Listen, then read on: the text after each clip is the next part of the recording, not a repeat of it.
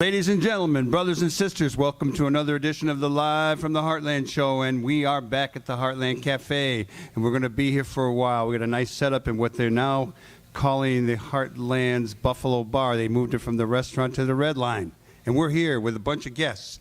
We're going to start off a little bit in a few minutes with John Bowman, and then we're going to have Alex White a little bit later. She's going to play some music. We've got Allison Zaire and Ann Nichols from the Rogers Park Garden Club, and for the sports enthusiasts, we've got Gordon Thompson.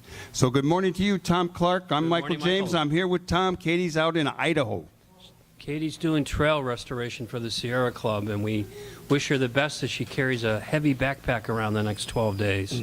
But God bless her for doing that kind of vacation. And she's been training. She's been running around with rocks on her back. So we're wishing her well as she begins her trek today.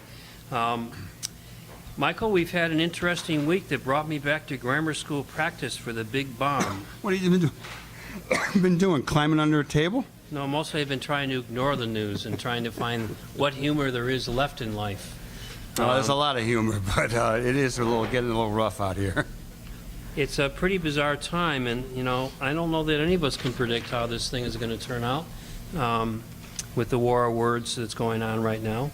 On the closer to home, our billionaire governor went to national TV yesterday and apparently really blew it. When you have Ann Coulter using really archaic, obscene modifiers about your performance. What happened? I missed it. Well, he did poorly with his non-answers to questions on Fox News, of all places, and now the far right is blasting him for being incompetent. I'm not going to use the word she used. You can find it enough on the internet.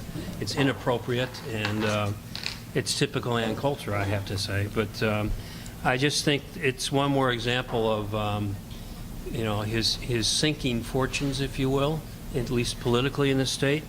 And on the other hand, we have one of the candidates, the Democratic challengers, J.B. Pritzker. Another billionaire. Has really made some strides this week. He got the Cook County Democratic Party endorsement, and he announced his lieutenant governor pick. A very attractive, albeit newbie on the scene, Julia Stratton. She's not new to Chicago politics, but new in terms of state government. Be an interesting campaign this far out. It will be, and we've had a couple of the gubernatorial candidates on the show, and we hope to have more.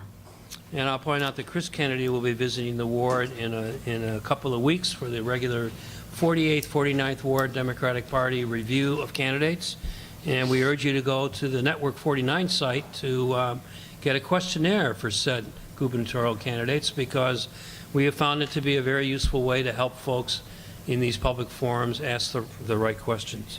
And by the way, the next community canvass will be taking place here at Heartland East, the former Red Line Tap, 7006 North Glenwood. The new Buffalo Bar, 10:30 on August 26th, right here at the Heartland for our last summertime community canvass. It's been a lot of fun. We've met a lot of new neighbors, and we're looking to run out the summer in a fairly big way.